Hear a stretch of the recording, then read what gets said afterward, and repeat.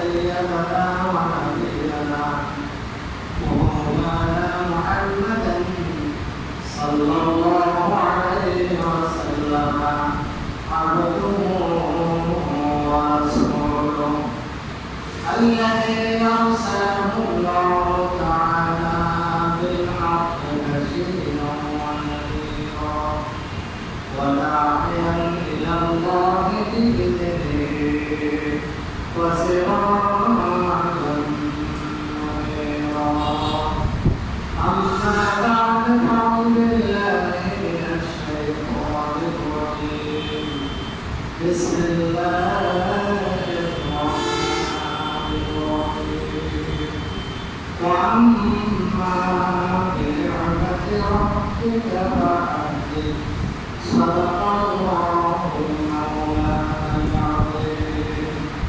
وقال جل شأنه في شأن حبيبه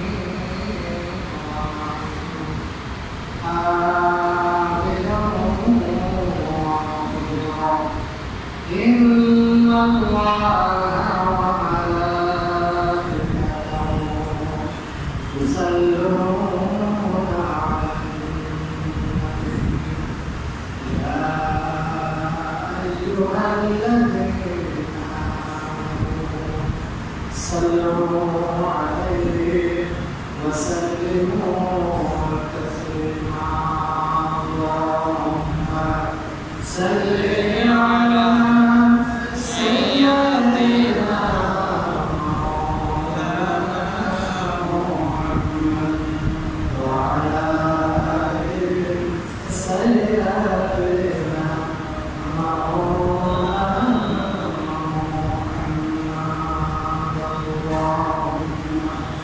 صل على سيدنا مولانا محمد وعلى آله سيدنا مولانا محمد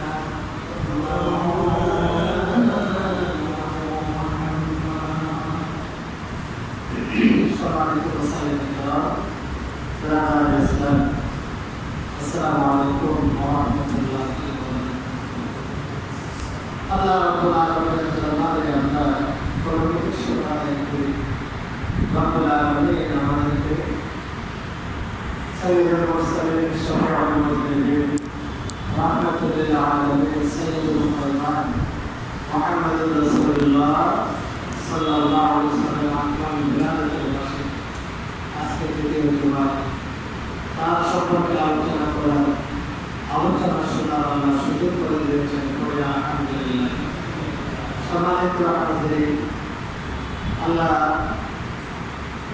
রব্বুল আলামিন বলেন ওয়ান্না বিনিআমাতি রাব্বিকা ফাহাদ্দিস যে তোমার প্রতি তোমার প্রভুর যে নিয়ামত রয়েছে সেই নিয়ামত সম্পর্কে তুমি আলোচনা করো আল্লাহ আমাদের প্রতি যে নিয়ামত করেছেন দান করেছেন সেই নিয়ামত সমূহ আলোচনা করার জন্য আল্লাহ নিজেই আমাদেরকে নির্দেশ দিয়েছেন সুতরাং নিয়ামতের মধ্যে সবচেয়ে বড় নিয়ামত হচ্ছে জগৎবাসীর জন্য নবী মুহাম্মদ রাসূলুল্লাহ সাল্লাল্লাহু আলাইহি ওয়াসাল্লাম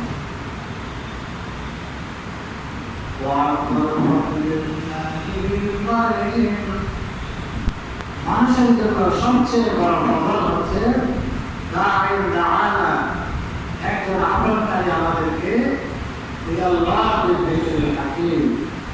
যে কোরআন দ্বারা তিনি আমাদেরকে হেদায়েতের দিকে আহ্বান করেছেন আল্লাহ নবী আমাদের জন্য সবচেয়ে বড় নিয়ামত আল্লাহ কোন নিয়ামত দান করেছেন বলে আল্লাহ কথা দেন নাই কিন্তু আল্লাহ নবী সম্পর্কে বলেছেন لقد من الله على المؤمنين إذ بعث فيهم رسولا আল্লাহ ইমানদারদের জন্য বড় এহসাস করেছে যে আল্লাহ তাদের কাছে একজনকে তাদের মধ্য থেকে রাসূল করে প্রেরণ করেছেন সুবহানাল্লাহ আল্লাহ বলেন আমি তোমাদের কাছে আমার রাসূলকে পাঠাবো এটা সবচেয়ে বড় আমার পক্ষ থেকে একটা বড় নিয়ামত বড় এহসাস রাসূলের মাধ্যমে আমরা আল্লাহকে চিনেছি রাসূলের মাধ্যমে আমরা জান্নাতের পথ পেয়েছি, রাসূলের মাধ্যমে আমরা জাহান্নাম যে ভয়াবহ কঠিন আমাদের যারা তা জেনেছি, বাঁচার উপায় আমরা খুঁজে পেয়েছি। এই জন্য আল্লাহ রাসূল আমাদের কাছে অনেক বড় নিয়ামত, অনেক বড় নিয়ামত। সবচেয়ে বড় নিয়ামত রাসূল আমাদের কাছে পেতে হবে। মুহাম্মদ রাসূলুল্লাহ সাল্লাল্লাহু আলাইহি ওয়াসাল্লাম। বর্তমানে আমরা রাসূল ইসলামের মর্যাদা সম্পর্কে সংক্ষেপে, অতীব সংক্ষেপে আলোচনা করছি। আমরা শেষ পর্যায়ে বলেছিলাম রাসূল ইসলামের মর্যাদা বর্ণনা করে শেষ করা যায় না, এইটুকু তার মর্যাদাটা বলে শেষ করা যায় না। আলোচনা করে জানা ইমানকে মজবুত করে, নিজের আলোচনা, নিজের পড়াশোনা এবং দীর্ঘ সময় ধরে দীর্ঘ আলোচনা দাবিটাকে রসুলের সম্মান সম্পর্কে, রসুল সম্পর্কে, মর্যাদা সম্পর্কে আলোচনা করা শুরু। যেটুকু আজকে আমরা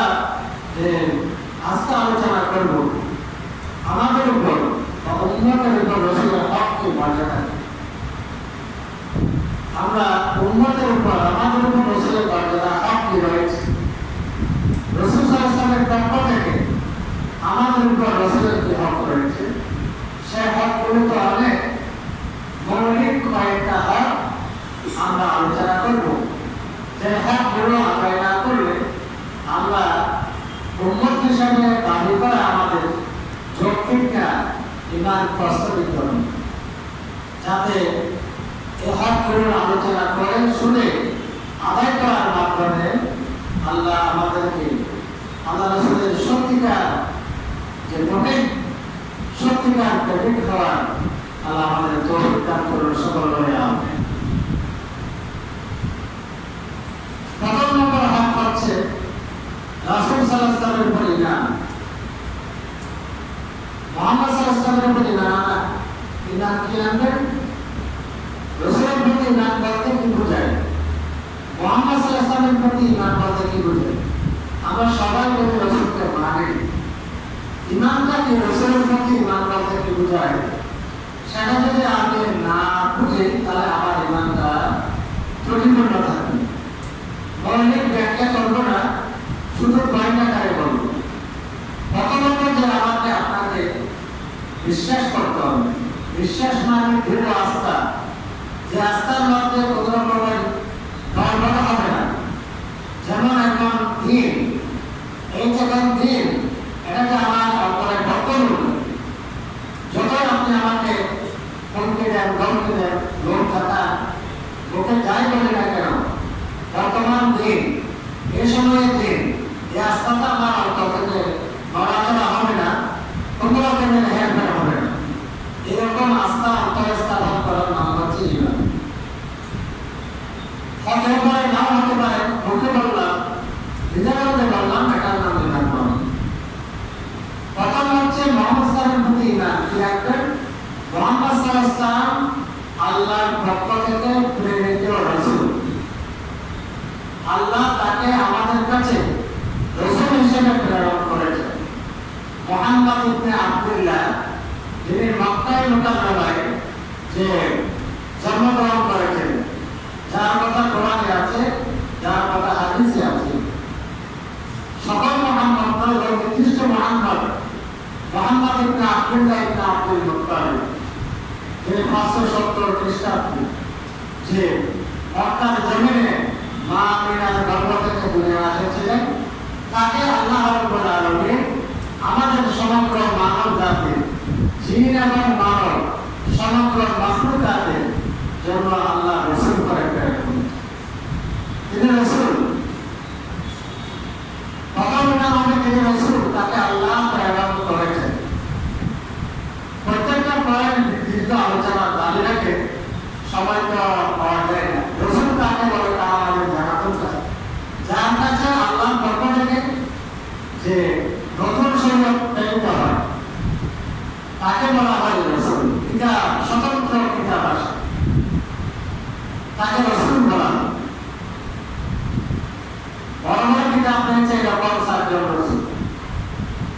তাওরাত, জবুর, ইনজিল, কুরআন। এমনি আরো কিতাব পেয়েছে, রবে আছে, যারা স্বতন্ত্র শরীয়তের অধিকারী, তারা রাসূল। মুহাম্মদ সাল্লাল্লাহু আলাইহি ওয়াসাল্লামকে আল্লাহ রাসূল করে দুনিয়াতে পাঠিয়েছেন। প্রথম ইমাম থাকতে হবে এটা, মুহাম্মদ ইবনে আব্দুল্লাহ ইবনে আব্দুল মুত্তালিব, কুরাইশি, মক্কায় থেকে আজ থেকে 1700 বছর আগে মক্কায় জন্মগ্রহণ করেছেন। তাকে আল্লাহ রাসূল বানিয়ে আল্লাহ দুনিয়াতে পাঠিয়েছেন। তিনি রাসূল, তিনি আল্লাহর আট গুরু, তিনি আল্লাহর আট এবং রাসূল, তিনি রাসূল। তারপর মহাভারত আল্লাহ নাযিল হয়েছে। প্রথম নাম হচ্ছে এটা মহাভারত আল্লাহ, এটা তারপর অবতীর্ণ কিতাব আল্লাহ করেছে। মানব জাতির হেদায়েতের জন্য আল্লাহ কিতাবটা মানুষকে আল্লাহ রাসূলকে দিয়েছে। তিনি নিষ্পাপ, তার আগে পরে সব গুনাহ আল্লাহ ক্ষমা করে দিয়েছে। তিনি সারা বিশ্বের জন্য প্রেরিত, সারা বিশ্বের জন্য প্রেরিত। তিনি সর্বশেষ নবী, তারপরে আর কোন নবী আসবে না। মা কানা মুহাম্মাদুন আবা আহাদিন মিন রিজালিকুম ওয়ালাকিন রাসূলুল্লাহি ওয়া খাতামান নাবিয়্যিন। মুহাম্মদ সাল্লাল্লাহু আলাইহি ওয়াসাল্লাম যে তোমাদের কোনো পুরুষের পিতা নয়, বরং তিনি হচ্ছেন আল্লাহর রাসূল এবং সর্বশেষ নবী।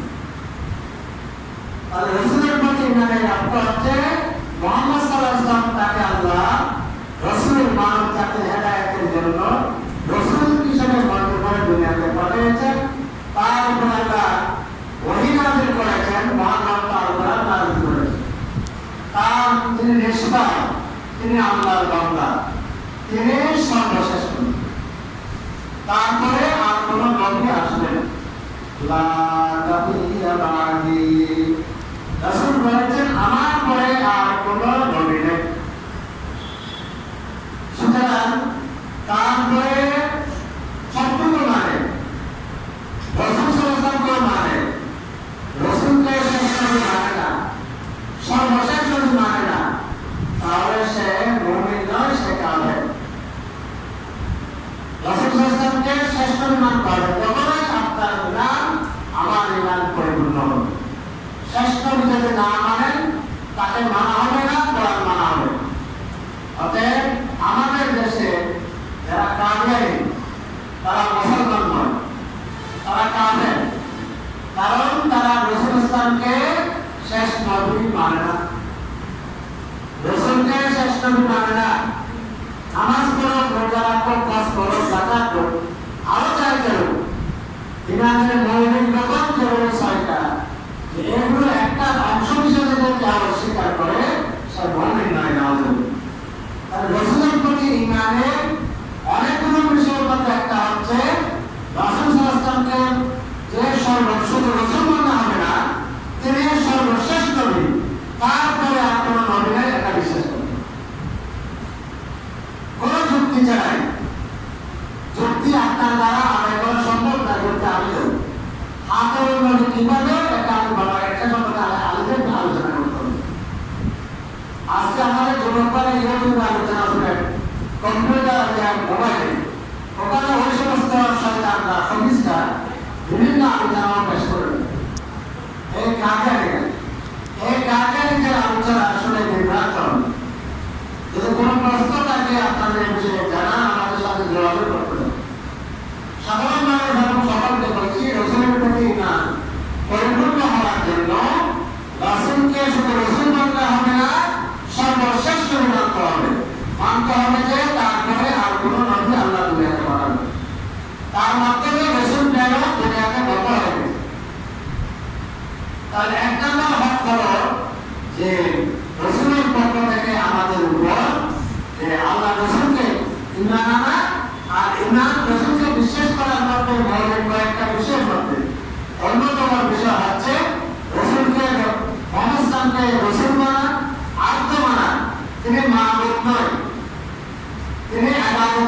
যোগ্য নয় তিনি ইবাদতের পদ্ধতি আমাদেরকে শিখিয়ে দিয়েছেন। কিভাবে আল্লাহকে পাবো তা শিখিয়ে দিয়েছেন তিনি রাসূল। আল্লাহ তার মাধ্যমে আমাদেরকে তার মাধ্যমে রাসূলের মাধ্যমে আল্লাহকে কিভাবে পাবো, জান্নাত কিভাবে পাবো, দোজখকে কিভাবে বাঁচবো, এই পথগুলো আল্লাহ কোরআন এবং রাসূলের মাধ্যমে আমাদেরকে জানিয়ে দিয়েছেন। রাসূল কখনো বলেন না তোমরা আমার ইবাদত করো, তাহলে এজন্য তিনি হচ্ছে আব্দ। এরপরে তাকে শ্রেষ্ঠ মানতে হবে, শেষ রাসূল মানতে হবে। তারপরে আমাদের রাসূল আসবে না, নবী আসবে না, কোনো যুক্তি নেই। এরপরে ইমান হচ্ছে তারপর ইমানের বিশুদ্ধ বর্ণনায় যা কিছু তার থেকে বর্ণিত হয়েছে তার থেকে বর্ণিত বর্ণে বিশ্বাস করতে হবে। রাসূলকে বিশ্বাস করলেন বিশুদ্ধ বর্ণনায় যা বর্ণিত হয়েছে রাসূল থেকে এসেছে বলে তা বিশ্বাস করলেন না, তাহলে তার প্রতি ইমানটা পরিপূর্ণ হবে না, ইমানটা হবে না। ইমানের দাবি হলো তাকে যখন বিশ্বাস করবেন তিনি যা বলেছেন বিশুদ্ধ বর্ণনায় প্রমাণ করা হচ্ছে সহি পাবে, তার তার কথা হিসাবে তার উপর ইমান থাকবে, এটাই কথা।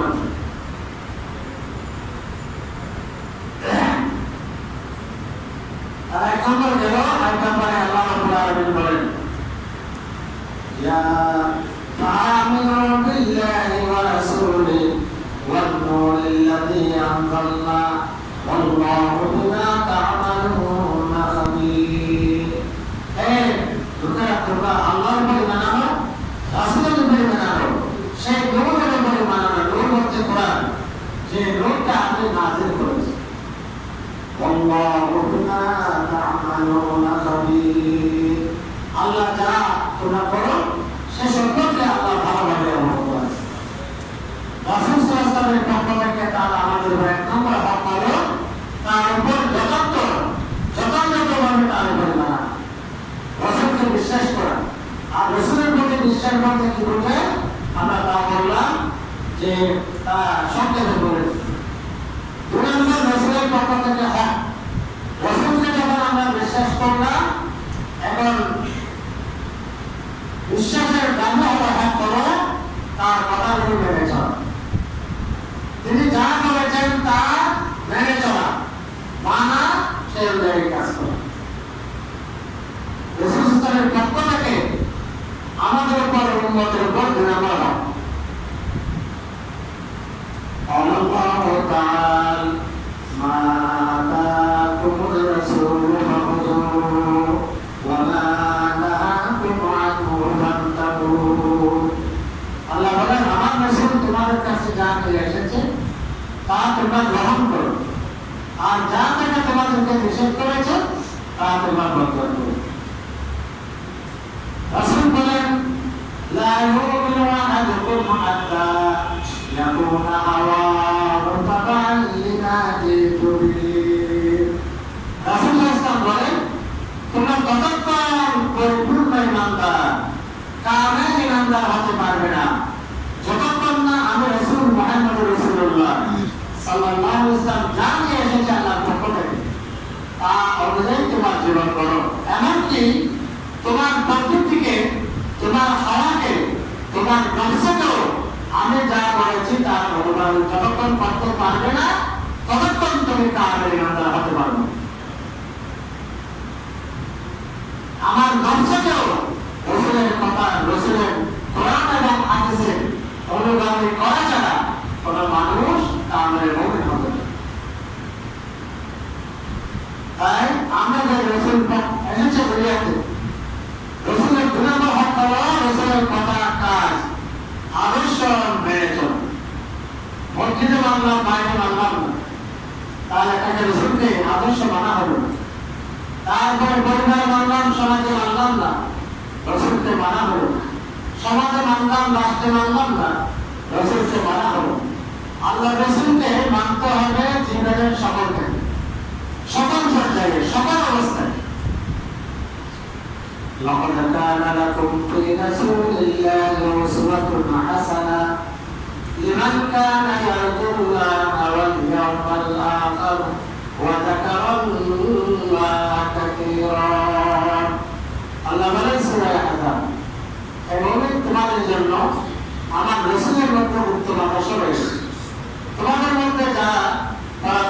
মুক্তি চাও, পরকালে মুক্তি বিশ্বাস করো, আল্লাহ তাআলা রাসূলকে বিশ্বাস করো, তাদের জন্য আমার রাসূলের মধ্যে তোমাদের জন্য সর্বোত্তম আদর্শ রয়েছে। সুতরাং রাসূলকে মানতে হবে জীবনের সকল পর্যায়ে, সকল স্তরে, সর্বাবস্থায়। মসজিদে মানবো, বাইরে মানবো না, এটাকে রাসূলকে মানাবো। রাসূলের আদর্শ তো আমাদের জীবনের সকল পর্যায়ে রয়েছে। পারিবারিক জীবনে রয়েছে, সমাজ জীবনে রয়েছে, রাষ্ট্রীয় জীবনে রয়েছে। আল্লাহ রাসূল সাল্লাল্লাহু আলাইহি ওয়াসাল্লাম মদিনা নামক রাষ্ট্রের প্রধান ছিলেন মুহাম্মদুর রাসূলুল্লাহ সাল্লাল্লাহু আলাইহি ওয়াসাল্লাম। তিনি বিচার করেছেন, বিচারের ক্ষেত্রে তার আদর্শ মেনে চলতে হবে। তিনি সংসার করেছেন, সাংসারিক ক্ষেত্রে তার আদর্শ মেনে চলতে হবে। তিনি মসজিদে ইবাদত করেছেন, ইবাদতের ক্ষেত্রে তার আদর্শ মেনে চলতে হবে। তাহলে উম্মতের উপর রাসূল সাল্লাল্লাহু আলাইহি ওয়াসাল্লামের দ্বিতীয় হক হলো রাসূল সাল্লাল্লাহু আলাইহি ওয়াসাল্লামের জীবনের সকল পর্যায়ে মেনে চলা, তার নাটক পর্যায়ে পড়ে যেসব কাজ করলে তিনি অসন্তুষ্ট হন, এইরকম কাজ থেকে বিরত থাকেন। তৃতীয় নম্বর হক যে তাকে নিজের পরিবার পরিজন, সন্তান সন্ততি, ধন সম্পদ, এমনকি নিজের প্রাণের চেয়েও বেশি ভালোবাসা। রাসূল সাল্লাল্লাহু আলাইহি ওয়াসাল্লামের পক্ষ থেকে উম্মতের উপর দ্বিতীয় হক হলো আল্লাহ রাসূলকে প্রাণের চেয়েও বেশি ভালোবাসা। قال النبي صلى الله عليه وسلم لا يؤمن أحدكم حتى أكون أحب إليه من والده وولده والناس أجمعين। তোমাদের মধ্যে কেহ কামিল মুমিন হবে না, পরিপূর্ণ মুমিন হবে না, যতক্ষণ না আমি রাসূল তোমাদের কাছে, তোমার মাতা পিতা, তোমার সন্তান সন্ততি, সকল মানুষ থেকে আমি প্রিয় হব না, প্রিয়জন হব না, ততক্ষণ তুমি একজন কামিল মুমিন হতে পারবে। পরিপূর্ণ মুমিন হতে হলে রাসূল ইসলামের পক্ষ থেকে আমাদের উপর 3 নম্বর হক হলো রাসূল ইসলামকে প্রাণের চেয়েও বেশি ভালোবাসা। আমরা রমজান মাস আসলে রাসূলের ভালোবাসা দেখাই, হ্যাঁ আমরা মিছিল করি, মিটিং করি, মিলাদ করি, সব ঠিক আছে, এগুলো মুহাম্মদের পরিপ্রকাশ, এগুলো আমরা অস্বীকার করছি না। কিন্তু এখানে যদি আমরা রাসূলের মহব্বতকে সীমাবদ্ধ রাখি, তাহলে এটা রাসূলের মহব্বতের সত্যিকার দাবি আদায় হয় না। সত্যিকার মহব্বতের দাবি আদায় কিভাবে হয়? আমরা একে অপরকে ভালোবাসলে মহব্বত আছে কিনা যেভাবে পরীক্ষা নিরীক্ষা হয়, তখনই সেখানে রাসূলের ক্ষেত্রেও সেখানে পরীক্ষা নিরীক্ষা হবে। রাসূলের প্রতি, আমার প্রতি, আপনার প্রতি ভালোবাসা আছে, তখন কি হয়? আমার জন্য আপনি আমাকে কেন গালি দিলে আপনার মন খারাপ, ভারী বেজার হয়ে যায়। সামর্থ্য থাকলে আপনি প্রতিবাদ করেন, সামর্থ্য না থাকলে মনটা কারো করে দূরে সরেন। তারপরে আমার যদি মহব্বত থাকলে আমি যদি বলি আব্দুল্লাহ তুমি এদিকে আসো, যেখানেই থাকেন না কেন আপনি সেখান থেকে চলে আসেন। তাহলে এইভাবে আমি যদি বলি আমার মধ্যে মহব্বত আছে, আব্দুল্লাহ তুমি ওখানে এতটা টাকা দেওয়া মুখে, আমি তোমাকে বললাম দিলে বলা হয়, তুমি আপনি আর তখন দেরি করেন না, তার কথায় যার মহব্বত হবে তার কথায় টাকাগুলো বের করবে। এইভাবে দুনিয়াতে আমরা পরস্পরের মহব্বতটা আমরা প্রমাণ পাই। এর ব্যতিক্রম করলে তাকে যতই সুন্দর কাজ করো, কথা যতই সুন্দর হোক, তার মহব্বত আছে বলে, সে আমাকে ভালোবাসে বলে আমরা তা বিশ্বাস করি না, তাকে স্বীকৃতি দিই না। রাসূল সাল্লাল্লাহু আলাইহি ওয়াসাল্লামের ক্ষেত্রেও তাই। আপনি মিছিল করলেন, মিটিং করলেন, মিলাদ করলেন, সব ঠিক, কিন্তু রাসূলের আদর্শ মানার ক্ষেত্রে আপনার কোনো নাই, ভূমিকা নেই। রাসূলের আদর্শ নিয়ে ব্যঙ্গ করলে, কোরআন এবং হাদিস দিয়ে ব্যঙ্গ করলে আপনার মনে কোনো জ্বালা যন্ত্রণা নাই, তাদের সাথে বন্ধুত্ব।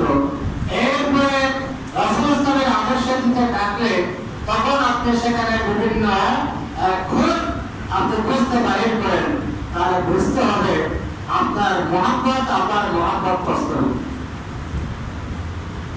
শুধুমাত্র সমস্ত কাজ আপনার জন্য আমি শুধু মেসেজ দিলাম, কাজ কিছু করলাম না।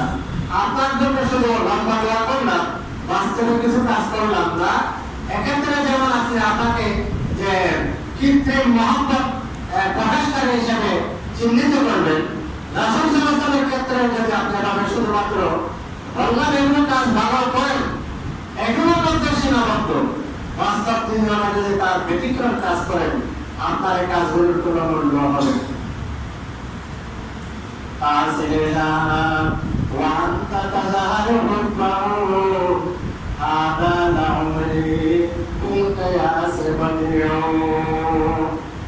আল্লাহ নাফরমানি করো, রাসূলের নাফরমানি করো, আর লোকে মহাব্বতের দাবি করো, এটা একটা অভিনব কাজ, এটা একটা আশ্চর্যজনক বিষয়। এই মহাব্বতের কোনো গুরুত্ব নাই, মূল্য নাই। সকল বলে নাউযুবিল্লাহ। চতুর্থ নম্বর আমাদের উম্মতের পক্ষ যে তাদের রাসূলের পক্ষ থেকে রাসূলকে সম্মান করা, রাসূলকে মর্যাদা দেওয়া। এখন আল্লাহ পাক বলেছেন লিতুমিনু বিল্লাহ ওয়া রাসূলিহি ওয়া তু'আযযিরুহু ওয়া তুওয়াক্কিরুহু ওয়া তুসাব্বিহুহু বুকরাতান ওয়া আসীলা। এভাবে বলেছেন রাসূলকে সম্মান জীবদশায় আমরা বিধান ব্যাখ্যা করছি না। এখন রাসূল নাম শুনলে রাসূলের নাম উচ্চারণ করতে হবে, সম্মান করা করবে। আল্লাহ তার রাসূলের নামটা মুহাম্মদ বলেন সাল্লাল্লাহু আলাইহি ওয়াসাল্লাম।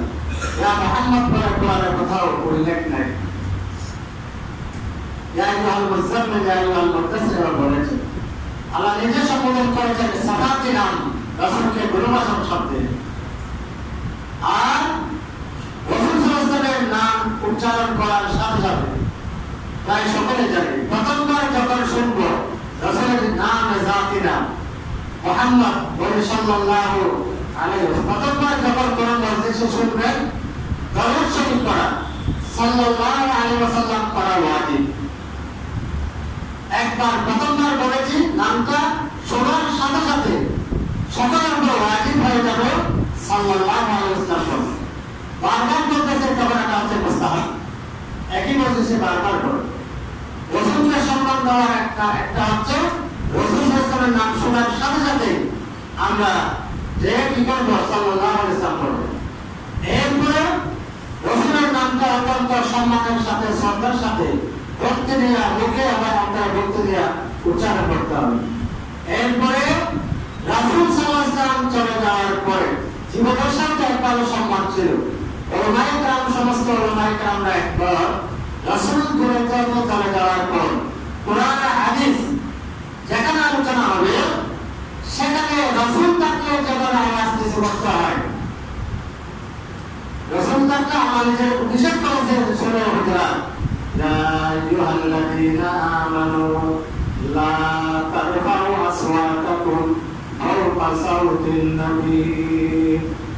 এই বান্দারা তোমরা তোমাদের আওয়াজকে আমার রাসূলের আওয়াজের উপর উঁচু করে না। সুবহানাল্লাহ। রাসূল আছে, আওয়াজ নিচু করতে হবে। সময় সঙ্গে আয়াত নাযিলের প্রেক্ষাপট আছে। এখান থেকে ওলামায়ে কেরামরা বলেন যেখানে কোরআনের আলোচনা হবে, হাদিসের আলোচনা হবে, সেখানে শ্রোতাগণ চুপ মেরে কথা শুনে থাকবে, কোনো আওয়াজ করবে না।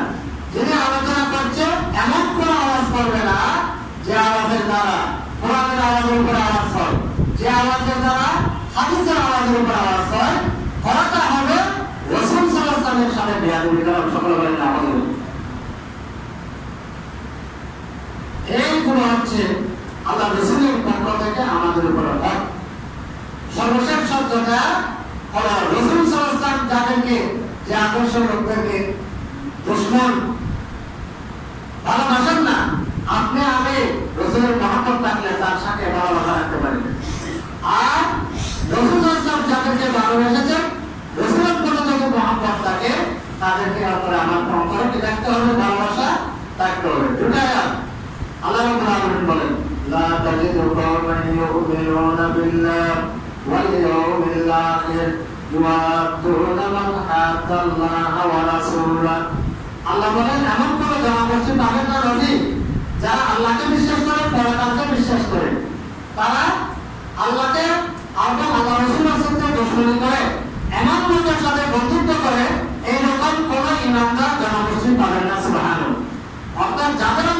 ইমান থাকবে, আল্লাহ রাসূলকে যারা দুশমন করে তাদের সাথে তাদের কোনো বন্ধুত্ব রাখতে পারে না। আয়াতের দাবি হচ্ছে আল্লাহ এরপর আরো ব্যাখ্যা করে বলছেন ওয়ালাউ কানু আবাহুম আও আবনাউহুম আও ইখওয়ানুহুম আও আশীরাতুহুম উলাইকা কাতাবা ফী কুলুবিহিমুল ঈমান।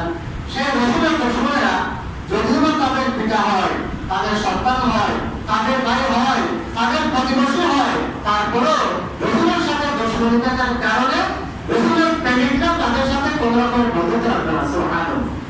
এই অনুভূতি যার মধ্যে থাকবে, আল্লাহ বলেন উলাইকা কাতাবা ফী কুলুবিহিমুল ঈমান। এই গুণের অধিকারের লোকদের অন্তরে ঈমান আছে। আল্লাহু আকবার। আল্লাহ ঈমানের সার্টিফিকেট দিচ্ছেন এই মহান এই রকমের লোকদের অন্তরে ঈমান আছে, এই রকমের অন্তরে লোকের অন্তরে যারা রাসূলের ভালোবাসে। তাই আসুন সত্যি আল্লাহ রাসূলের আখেরাতের পাশে আজকে আলোচনা করলাম রাসূলের পক্ষ থেকে উম্মতের উপর কি হক করে রয়েছে। মৌলিকভাবে 5টা হক আদায় করতে আলোচনা করেছি। আল্লাহ রাব্বুল আলামিন আমি সহ আপনারা অসুস্থ সকলকে হকগুলো